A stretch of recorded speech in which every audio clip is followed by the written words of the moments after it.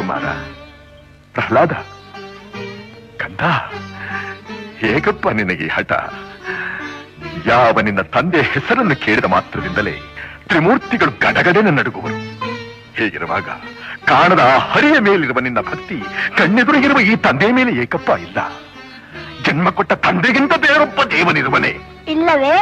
ಇಲ್ಲ ಇಲ್ಲ, ನಾನಲ್ಲದೆ ಮತ್ತೊಬ್ಬ ದೇವನಿರಲು ಸಾಧ್ಯವಿಲ್ಲ. ಜಗತ್ತಿಗೆಲ್ಲ ನಾನೇ ಸರ್ವೇಶ್ವರ.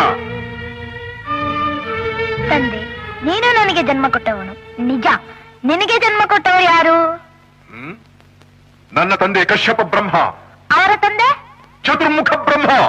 ಅವರ ತಂದೆ ಯಾರು? ಏಕೆ ತಂದೆ ಸುಮ್ಮನಾದೆ? ಆ ಬ್ರಹ್ಮನ ತಂದೆ ಯಾರು?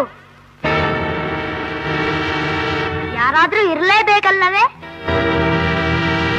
ಯಾರವನು? ಅವನೇ ಶ್ರೀಮನ್ನಾರಾಯಣ.